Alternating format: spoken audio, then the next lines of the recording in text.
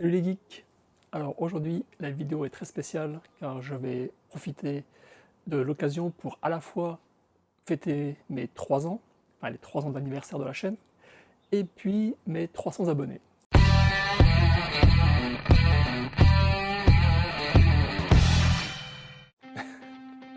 Et oui, il m'a fallu 3 ans pour atteindre 300 abonnés. Et je tiens à tous vous remercier, aussi bien ceux qui sont là depuis le début que les tout petits nouveaux. J'apprécie vraiment votre soutien à tous. Et puis aussi, je voudrais remercier les grands youtubeurs comme Amazing Geek et les rubriques de G qui me font de la pub continuellement.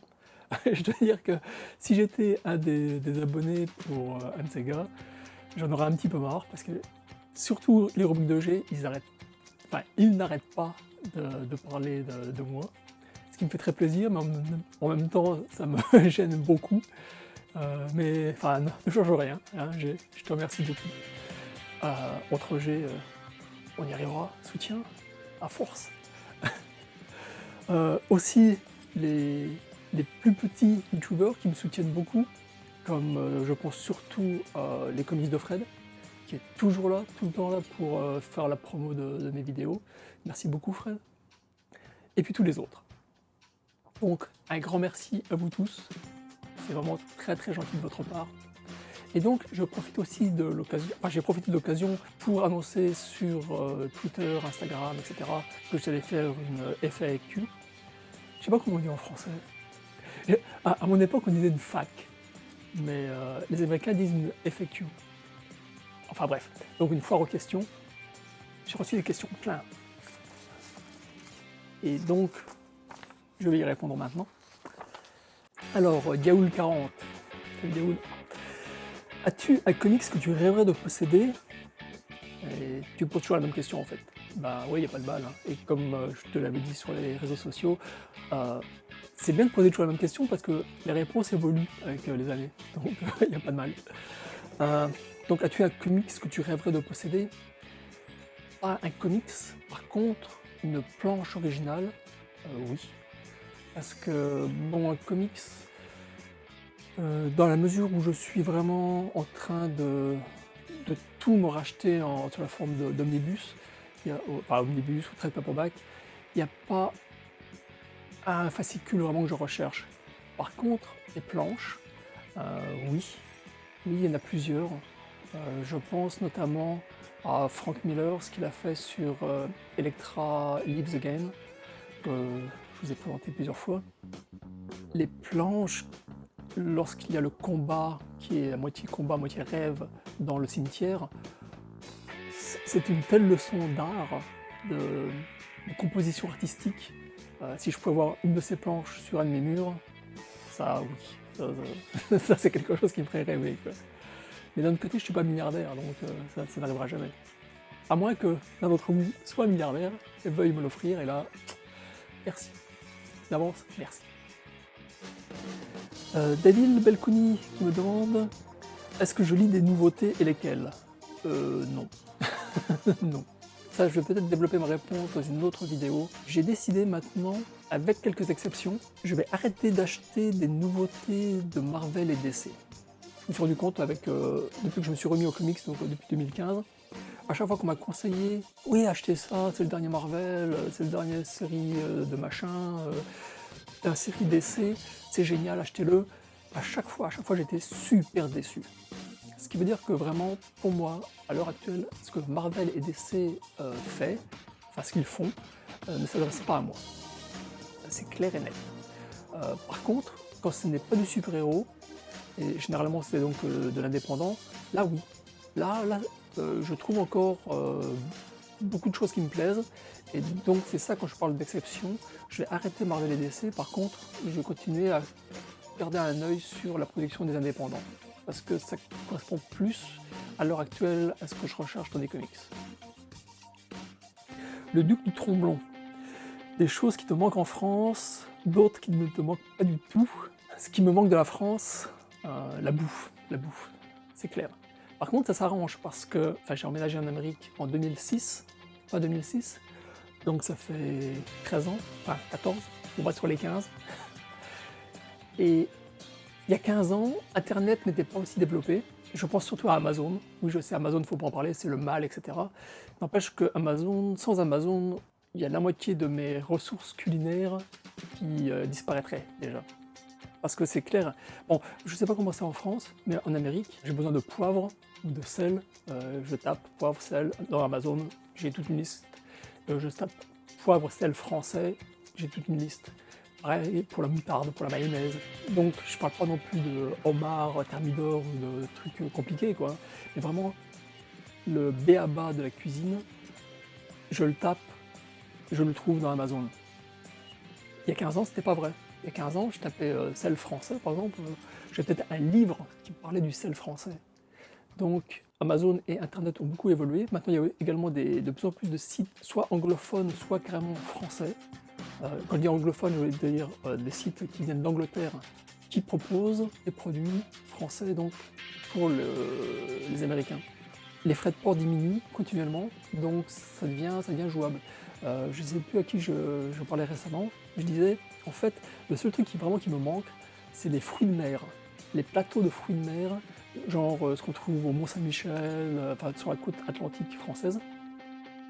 Ça, par contre, ça me manque toujours énormément, parce que les Américains, ils savent pas ce que c'est qu'un plateau de fruits de mer. J'ai trouvé un site français qui expédie en Amérique, mais ils expédient uniquement sur la côte Est. Parce que c'est une question de durée, de fraîcheur. Pour pouvoir faire leur business, il faut que le produit soit vendu, je crois, dans les 10 heures, ou dans moins de 10 heures. Et étant donné que moi je suis sur la côte ouest, ça marche pas, quoi. Mais je suis sûr qu'un jour, avec les délais qui se réduisent, etc., ça se fera. Un jour, j'aurai mon plateau de fruits de mer du Mont-Saint-Michel chez moi. D'autres, ce qui me manque pas du tout, les Français. Et oui, les franco-français racistes, bêtes, méchants, enfin, ouais, ça me manque pas du tout. Tiens, je viens de perdre 50 visiteurs, là, 50 abonnés. Le comics que tu adores en secret. Waouh. Alors ça, le comics, je présume donc honteux. Je me tourne pour voir ce qui se passe derrière. Je suis de retour. En y repensant, en fait, quand je me suis remis aux comics, je me suis acheté un petit trade paperback sur les 5 ou 10 premiers numéros de Wildcats par Jim Lee chez Image, pour voir ce que c'est. Parce que j'en avais toujours entendu parler dans les années 90, mais je n'en avais jamais acheté. J'avais juste vu des posters ou peut-être quelques pages présentées ici et là dans des magazines previews. Mais je n'avais jamais possédé de Wildcats. Et bah, c'est très mauvais. C'est très mauvais, je l'ai revendu quasiment aussitôt que je l'ai acheté, quoi. Ça serait, je dirais, mon comics honteux. La crise actuelle chez DC va-t-on vers une crise globale de l'industrie? Oula, Madame Michou, vous me posez une bonne question. Aucune idée. Un truc qui m'a énormément surpris quand je me suis remis aux comics, que je ne savais pas, c'est que les comics américains sont imprimés en Chine. Moi, je croyais que les comics américains étaient imprimés en Amérique. Et en fait, non, en Chine. Et donc, le coup du virus Covid-19, bah, ça a mis du bazar dans tous les systèmes d'approvisionnement. D'autre part, donc c'est Diamonds, qui est le plus gros distributeur en Amérique. Il a fermé boutique temporairement pendant plusieurs mois, ce qui a créé aussi un problème avec DC. DC donc s'est rabattu, je crois, sur un autre distributeur. Mais bon, maintenant Diamonds est de retour, donc je ne sais pas ce que DC va faire. Et puis, ben, il y a le gros Orange qui s'occupe, qui est censé s'occuper de l'Amérique et puis qui passe son temps à tout casser, qui lui est en train de foutre la merde avec la Chine. Bon, je lui donne pas tort sur ce coup-là, mais enfin, bon, je veux pas faire de la politique. Donc le problème, c'est que actuellement, donc, il y a des problèmes entre le gouvernement chinois et le gouvernement américain, et donc ça crée encore des problèmes pour l'impression des comics. Je sais qu'il y a déjà plusieurs petits éditeurs qui se sont tournés vers des solutions américaines ou canadiennes pour essayer de remettre leur business à flot. Marvel et DC, je sais pas ce qu'ils vont faire. Si la crise avec la Chine continue, tôt ou tard, il va falloir qu'ils fassent quelque chose. Donc, est-ce que DC va survivre? Bon, ils ont survécu aux années 70, à l'implosion faudrait que je vous en parle une fois de celle-là. L'implosion DC, c'est un magazine, enfin pas un magazine, c'est un livre couverture souple qui était publié par Tomorrow Publishing, dont je vous parle régulièrement. Et ils ont fait carrément un bouquin dessus, ce qui s'est passé dans les années 70, quand DC a failli mourir. Donc tout ça pour dire que DC a failli mourir une fois, ils sont toujours là, il y a quand même des chances qu'ils restent là, peut-être sous une autre forme, enfin, sûrement sous une autre forme. Les comics de Fred, que penses-tu des publications DC? Ouais, ça veut tout dire, hein. Je le dis régulièrement dans mes vidéos, en fait, je ne m'identifie pas aux super-héros des comics DC. Voilà. J'arrive pas à m'identifier à Superman, à un alien qui vole, ou à un alien qui a une petite bague verte, qui crée tout ce qu'il veut avec, ou à un milliardaire qui a une cave souterraine avec des milliards de gadgets dedans. J'arrive pas à m'identifier à ce genre de personnages, et donc leurs aventures m'indiffèrent complètement. Il y a des exceptions, quand Frank Miller s'occupe du Dark Knight, c'est magique. Je sais plus comment ils appellent ça, quand des histoires qui se passent en dehors de la continuité, comme Superman Red Son, ça, j'adore ça, je trouvais que c'était excellent. Mais ça reste des exceptions très localisées, très ponctuelles, et autant j'aimais bien lire Spider-Man, ou Iron Fist, ou Daredevil, autant j'ai jamais aimé lire Superman, Batman, Green Lantern, Wonder Woman. J'arrive pas à m'identifier. Donc, désolé les fans de DC, mais c'est pas mon truc. Dragnir Torque, salut Drag, qui me demande quelles sont les parutions britanniques chères à ton cœur. Alors là, bon, j'ai un peu de mal parce que je ne connais pas. J'en connais une, c'est Comics, enfin c'est 2000 AD. C'est la publication britannique, je pense que tout le monde connaît.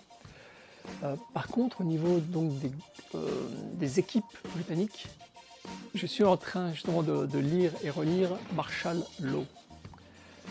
Ça, c'est une série que j'avais découverte dans les années 80. Je crois que c'était 86. Tout arrive en 86. 86, c'est une année magique. 86-89, dans ces eaux-là. Marshall Law, c'est son petit nom. Donc, c'est un jeu de mots sur la loi martiale. C'est une parodie, en fait, du Judge Dredd, donc de 2000 AD. Et c'est créé par deux Britanniques, Pat Mills et Kevin O'Neill. Ouais, c'est une parodie de Judge Dredd, mais c'est aussi une parodie de tous les super-héros Marvel, principalement. Et ce que j'adore, c'est que le pitch, à chaque fois il répète à longueur de pages et d'épisodes, c'est « Je suis un chasseur de héros, je n'en ai encore jamais trouvé un seul ». Ça vous donne aussi une idée de l'ambiance du truc. Je vous montre pas de dessin, parce que sinon YouTube va m'annuler ma vidéo, parce que c'est très sexuel. Comment dire, c'est à la fois très sexuel, mais ça reste quand même, c'est pas du porno, hein. On ne voit pas de pénétration.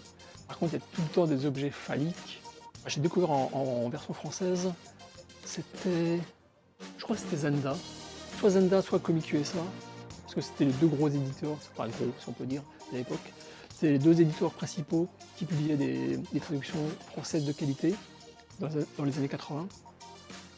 Et quand je dis de qualité, ce qui veut dire non censuré. Donc c'était pas Lug. Et j'avais pas du tout aimé les dessins. Faut dire que Kevin O'Neill a un style qui lui est propre. Enfin, comme vous pouvez le constater, c'est tout en angle dur. Bah tiens, on va retourner la couverture. C'est à la fois très caricatural et très réaliste. Et il a aussi dessiné avec Alan Moore la Ligue des... Non, pas Justice League, la Ligue des Gentlemen Extraordinaires. J'aimais pas son style de dessin. J'avoue que ça passe un peu mieux maintenant. Je suis pas un grand fan, mais ça passe un peu mieux maintenant. Par contre, j'adore les histoires. J'adore les histoires de Marshall Law. Donc, dans son recueil, il y a les deux séries principales, enfin la série principale, plus un one-shot, qui ont été publiés sous, j'ai envie de dire, sous le label Marshall Law. Après, Marshall Law a fait plein d'apparitions surprises dans plein de séries, mais il n'a eu donc que la mini-série de 6 épisodes et le one-shot qui lui ont été complètement dédiés, enfin consacrés. Je vous ai dit plusieurs fois tout le bien que je pensais de la série The Boys, et je me suis rendu compte en fait, avec le recul, que The Boys, c'est Marshall Law. Où Marshall Law a influencé, je pense, la création de The Boys. Parce qu'on retrouve des thèmes qui sont les mêmes, dans un monde réaliste, si on peut dire, les super-héros sont des enfoirés, et il faut les tenir en laisse, il faut les empêcher de faire trop de conneries. Et donc dans The Boys, ce sont les boys qui s'en occupent, et dans Marshall Law, c'est Marshall Law. Donc c'est un peu le même thème, même si c'est pas du tout traité de la même façon.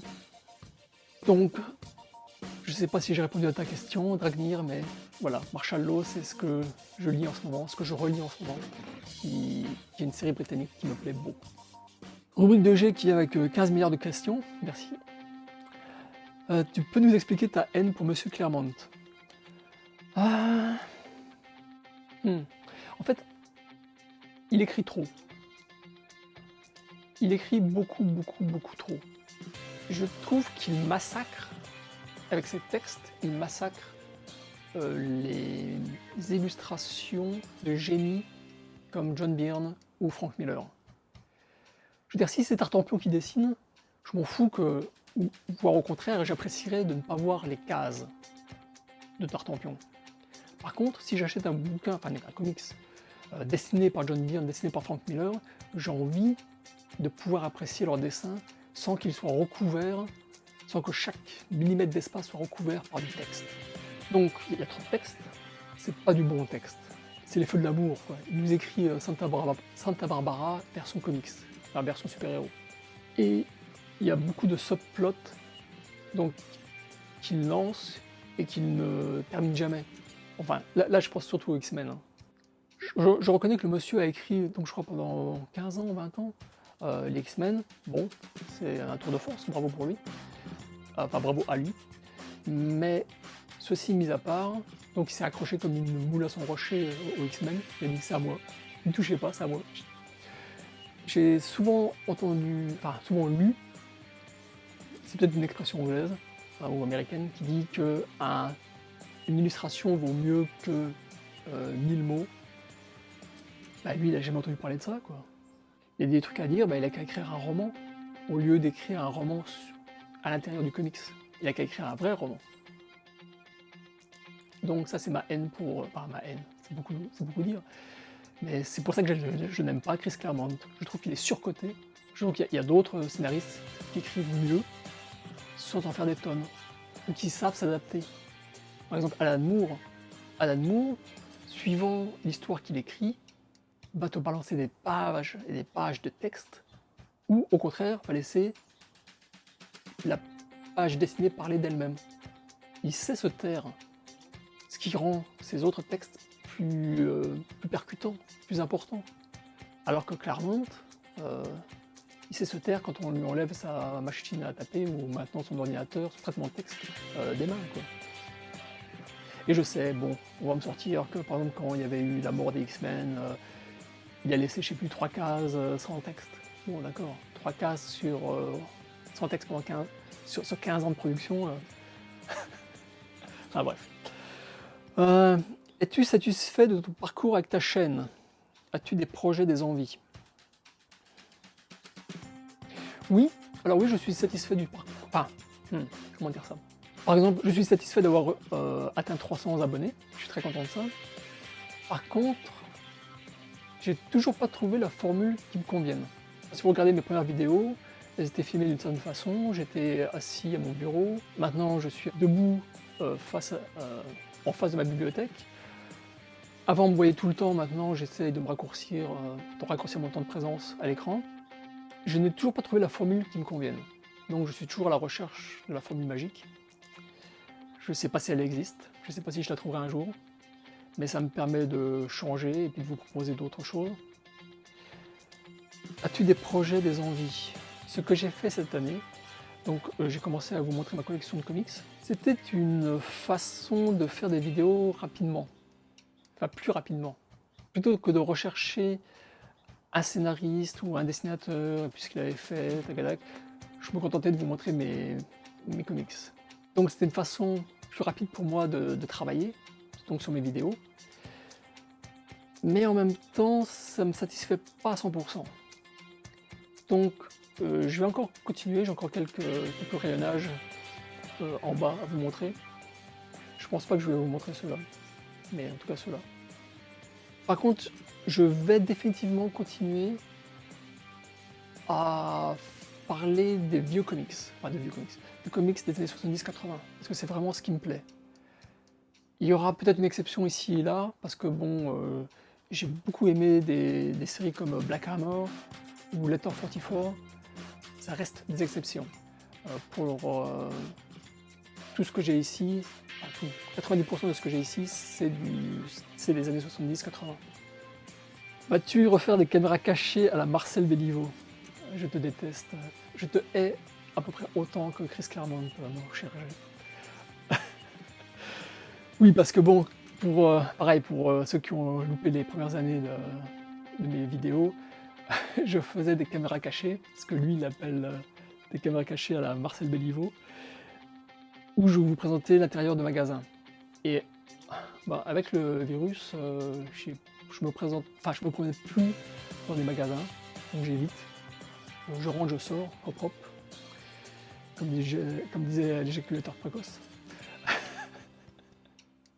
À l'heure actuelle, je n'ai pas de projet de vous présenter d'autres magasins. Vas-tu nous faire découvrir la gastronomie du coin où tu vis autrement que sur Insta? J'ai rien compris. J'ai rien compris à la question. Eh bien, la gastronomie du coin, il me semble que je vous l'ai montré un petit peu. Donc c'est les vendredis quand je vais au bar du coin. Je me fais un burger bière. C'est ça la gastronomie du coin. Il me semble aussi que je vous ai montré les pizzas au feu de bois. Ça c'était une révélation. Franchement, la dernière fois que j'ai mangé une pizza au feu de bois, je crois que ça a été pendant une visite au Japon en 2014. Et avant ça, c'était donc en Europe en 2005. Donc ça faisait quasiment 15 ans que j'avais pas mangé de pizza au feu de bois. Et on arrive dans l'Oregon, on voit cette pizza qui est dans un vieux train qui a été mis à l'arrêt et donc qui a été aménagé pour faire restaurant. On voit pizza et il semblait d'après les photos que c'était fait au feu de bois, donc on y a été et c'était des pizzas au feu de bois. Finalement, ça m'a pris 15 ans, mais je peux manger une pizza au feu de bois quasiment tous les jours si j'ai envie, quoi. Bon, même avec le virus, il les prépare pour vous, puis vous venez les chercher, vous les mangez chez vous, quoi. Pizza remportée, voilà. Cherchez le mot. Bon, le truc évidemment, c'est qu'en Amérique, il n'y a pas de pizza aux fruits de mer. La pizza aux fruits de mer n'existe pas. J'ai une rivière qui est à 100 mètres de moi, ça n'existe pas. Quand j'étais à San Francisco, j'avais l'océan qui était à 2 km, même pas, de chez moi, 2 à 3 km de chez moi. Pas de pizza aux fruits de mer. Quand j'allais dans une pizzeria et que je leur demandais, les mecs ils me regardaient avec des yeux comme ça, quoi. Par contre, t'as des pizzas à la viande, pizza double viande, triple viande, pizza saucisse et viande. Alors ça, oui, ça ils connaissent que ça. Par contre, quand même, l'autre là, pizza au feu de bois, ils font des efforts, ils font d'autres trucs que uniquement de la viande. Ils font aussi du végétarien. Et donc, quand on commande une pizza à emporter, je commande la pizza végétarienne et puis j'ajoute mes anchois, mes crevettes, petits morceaux de thon à la maison. Voilà, je me fais mes pizzas de fruits de mer à la maison. Qu'est-ce qui ne te plaît plus dans les comics depuis que tu as décroché? Je me suis raccroché, donc une fois de plus, j'ai un peu de mal. Pareil, ouais, faut que je fasse vraiment une vidéo là-dessus, une vidéo spéciale où j'explique en détail. Ce qui ne me plaît pas dans les comics actuels, donc Marvel DC, c'est dans les années 70, 80, peut-être même 90 au début, il y avait toujours un petit bandeau en haut de la première page qui disait, par exemple Spider-Man, Peter Parker a été mordu par une araignée radioactive, depuis ce moment-là, il sauve la veuve et l'orphelin. Ce qui fait que, quel que soit ton premier numéro, tu savais toujours qui était Spider-Man. Maintenant, tu as des terres alternatives, t'as des univers parallèles ou je sais pas quoi. T'as plusieurs Spider-Man. J'ai entendu dire que Peter Parker, il est chef d'entreprise. Et je pense que j'aurais énormément de mal à rentrer dans une de ces histoires. Et ce commentaire est basé sur le fait que j'ai eu cette expérience-là avec Bruce Banner, enfin non, avec Hulk, le Hulk donc de l'MIG, là, Immortal Hulk, voilà, cherchez le nom, où je me suis retrouvé téléporté dans une aventure avec Bruce Banner et un Hulk qui semble méchant, mais je sais pas pourquoi. Pour moi, ce qui vraiment me trouble énormément, c'est que donc le nom des personnages est toujours le même. Donc t'as Betty Ross et le colonel Ross, sauf qu'ils n'ont plus les mêmes rôles. Ils ont des pouvoirs spéciaux maintenant. Enfin, j'y comprends rien. J'y comprends rien et le scénariste ne fait aucun effort pour expliquer quoi que ce soit. Le scénariste se dit, toi mon gars, t'es là depuis le début, t'es là depuis 50 ans, t'as suivi tous les épisodes, donc j'ai pas besoin de t'expliquer quoi que ce soit. Je déteste ça. Un reproche qui a été fait pendant très longtemps, c'est que les comics étaient trop verbeux. Merci, monsieur Chris Claremont, d'apporter votre pierre à l'édifice à ce niveau-là. Il y avait trop de texte, et maintenant c'est l'inverse. Il n'y a plus assez de texte. Et pour moi, il y a un juste milieu à trouver entre les deux. C'est ça en fait moi qui me fait complètement décrocher des comics Marvel et DC, c'est qu'en fait, j'y comprends rien. Je n'y comprends rien parce que je ne sais pas qui fait quoi, qui est qui, et le scénariste ne prend pas la peine d'expliquer quoi que ce soit. Gaoul 40, le retour. Comment envisages-tu l'avenir de ta collection? Eh bien, je pense que je vais me focaliser de plus en plus sur ces albums géants de IDW. Ou en tout cas, bon, pas forcément de IDW, mais sur donc, ces réimpressions de planches originales. C'est vraiment un truc qui me fascine.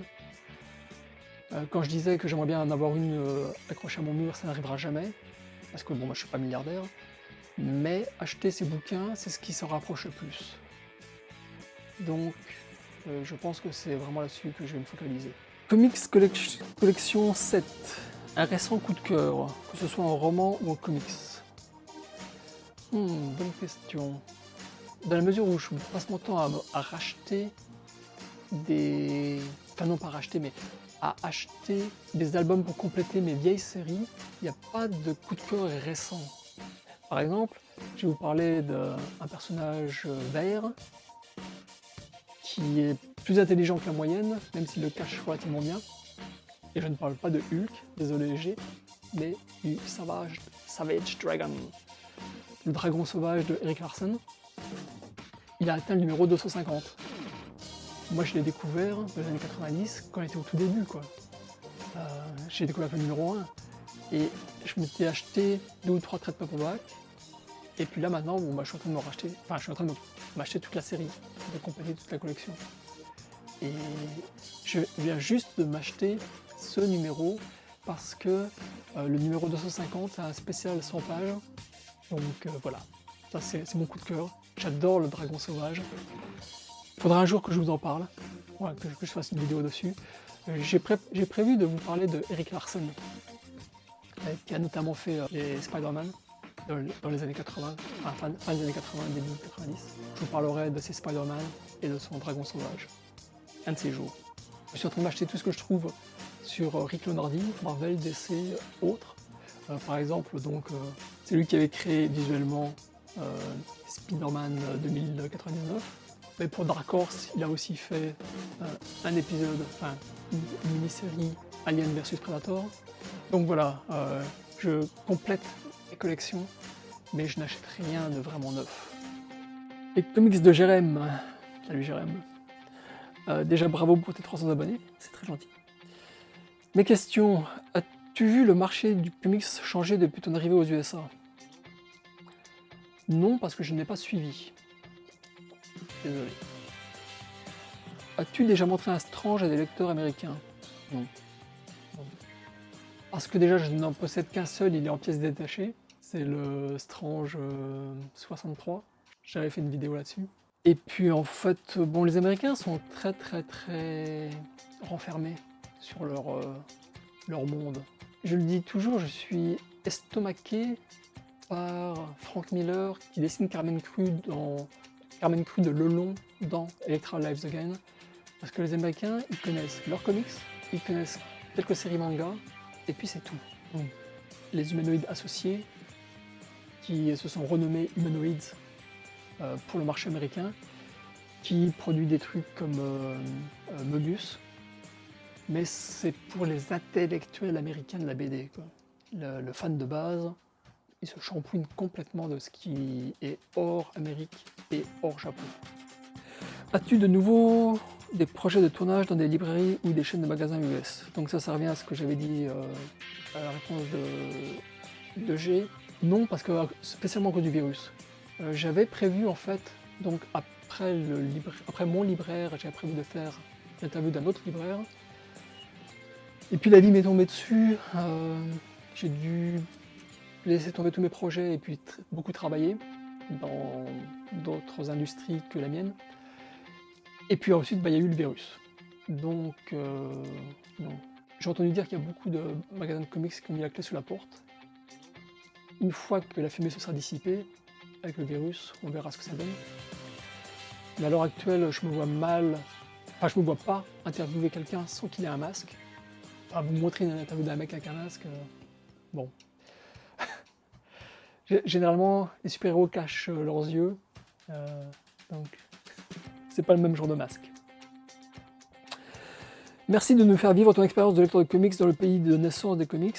J'essaie de partager avec vous justement ce genre de choses, enfin de vous montrer des interviews de personnes qui, je présume, vous sont complètement étrangères dans leurs propos.